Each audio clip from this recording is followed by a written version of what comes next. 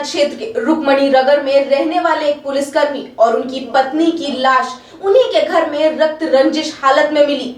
दोनों को ही धारदार हथियारों से मौत के घाट उतारा गया। देखिए टाइम्स टुडे इंडिया की ये खास खबर।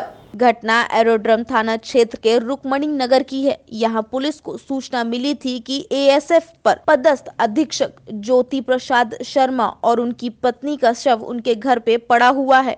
मौके पर पहुंची पुलिस ने जब जांच की तो दोनों के शव पर धारदार हथियार के निशान मिले, जिसके आधार पर पुलिस ने हत्या की आशंका जताते हुए जाँच शुरू की। घटना स्थल पर डीआईजी हरिनारायण चारी मिश्र भी पहुंचे और हत्याकांड से जुड़ी जानकारी भी ली। डीआईजी नारायण चारी मिश्र के अनुसार हत्याकांड के पीछे नजदीकी के होने की आशंका है। अन्य बिंदुओं की भी जांच पड़ताल की जा रही है। जल्द ही मामले के खुलासे हो सकते हैं। आज सुबह एरोड्रम थाना क्षेत्र में रुक्मणी नगर में, जहाँ की एक घटना स्थल है, यहाँ पर प्रातः पुलिस को सूचना मिली कि दो लोग, जिसमें एक एसएफ में ड्राइवर हैं और साथ ही उनकी पत्नी, दोनों लोगों को किसी ने चाकू मारा है और उस चाकू से उनकी मृत्यु हो गई थी।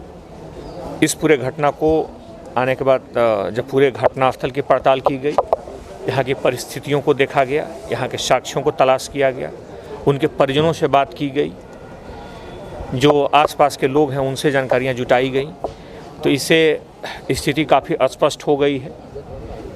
इस पूरे प्रकरण में घर से जुड़े हुए काफ़ी करीबी लोग इसमें सम्मिलित हो सकते हैं। इसमें दो लोगों को प्रथम दृष्टया आइडेंटिफाई भी कर लिया गया है, दो लोगों को चिन्हित कर लिया गया है, उनके नाम भी सामने आ गए हैं और पुलिस की टीम गई हुई है, उसमें कुछ टीमों को रवाना किया गया है। उम्मीद है कि आज शाम तक अगर वो पकड़े आते हैं तो मामले का पूरी तरह से पटाक्षेप कर दिया जाएगा। सर, क्या बात सामने आई और कौन लोग हैं? जैसे मैंने बताया कि घर से जुड़े हुए लोग हैं, कुछ पारिवारिक जो भी घर के अंदर की कुछ मामलों को लेकर के, कुछ मुद्दों को लेकर के जो भी अंतर्कलह रहा होगा, उन मामलों से उत्पन्न परिस्थितियों में घटना घटित हुई है। पूरे मामले से जुड़े जो तथ्य हैं, जो आसपास के लोगों से जो तथ्य मिले हैं, जो कुछ साक्ष्य मिले हैं, उसके आधार पर अभी तक इतनी तस्वीर साफ हो गई है। बहरहाल आरोपियों को पकड़े जाने के बाद घटना का पूरी तरह से पटाक्षेप किया जाएगा। सीसीटीवी वगैरह बेटी भी गायब है, उसमें घर में रहने वाले कुछ लोग भी यहाँ से आकस्मिक तौर पे यहाँ से चले गए हैं, जिनको सुबह तक देखा गया है।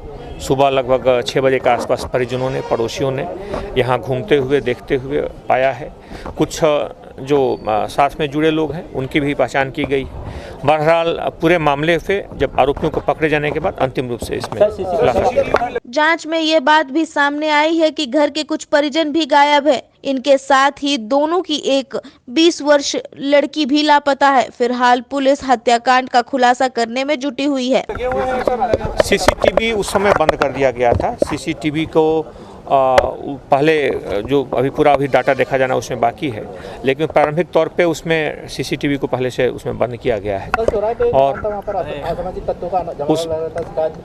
नहीं, इसमें असामाजिक तत्वों से कोई जुड़ा बिंदु नहीं है। जैसे मैंने बताया, परिवार के अंदर का मामला है। पारिवारिक इसमें कई जो स्थितियां पैदा हुई, जो स्थितियों के बारे में जानकारी मिली है, उनसे जुड़ी जो भी स्थितियां हैं उसके बारे में पुलिस गहराई से तफ्तीश कर रही है और जल्द ही पूरी तस्वीर साफ होगी। सर, कितने बजे क्या घटना हो सकती है? ये घटना अल सुबह की है, आज प्रातःकाल सुबह की है, जबकि उस समय शुरुआती दौर में जिन लोगों ने भी ये घटना की है उन लोगों ने ऐसी भी कोशिश की कि शायद यहाँ से इन्हें हटाया जाए या घटनास्थल को परिवर्तित किया जाए यहाँ से, लेकिन शायद उस समय तक सुबह हो जाने के कारण वो भाग गए।